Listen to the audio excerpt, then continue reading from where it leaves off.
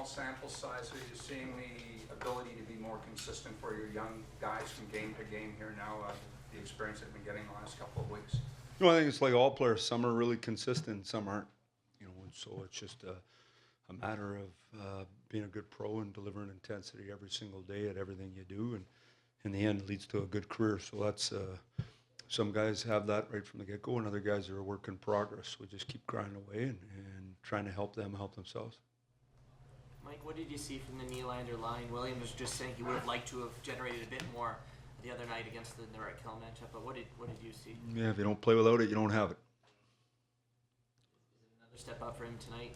Well, I think anytime you have a real good game, then the next game is the measuring stick, not the last one. So what have you done for me lately? And that's the way the league is. And today, you're going to see two really good centers. We thought we'd have two really good centers the previous game.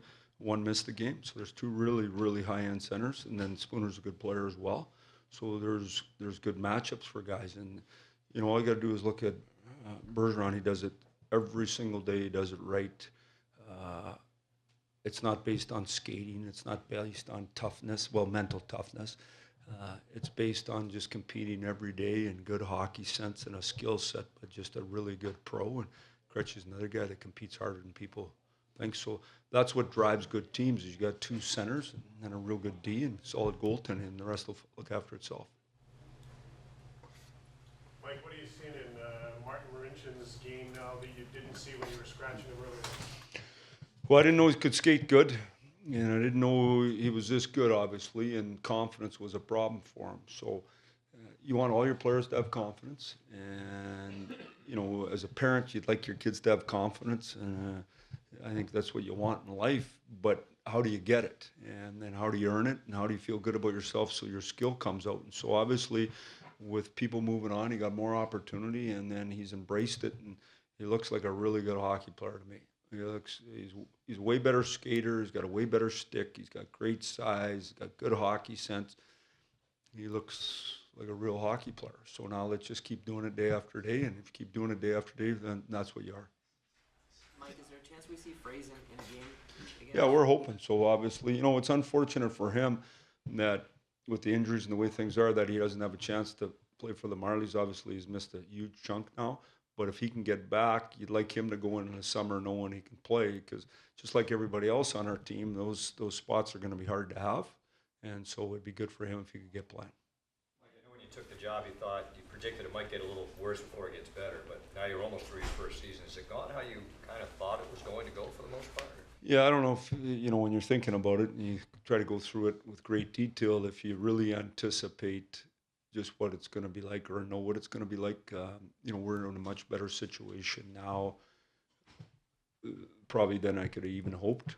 And so it's gone that way is good. And I'm talking about setup, moving ahead. We have some really good kids. The Marlies have done a real nice job.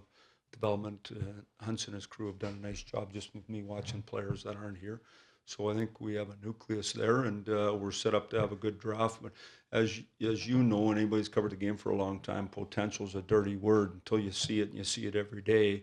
So, what are these kids that are real good players going to be? Are they going to be high-end players, or are they just going to be someone that's a support guy? I don't know the answer to that. Any update on Soshnikov? Yeah, he's injured. Won't be back for a bit. Obviously, we wouldn't rush him back. And the way he plays, he's got to be healthy to play. Leo, Mike? Yeah, no, Leo's at least 10 days away, they told me this morning. So that's unfortunate for us, obviously.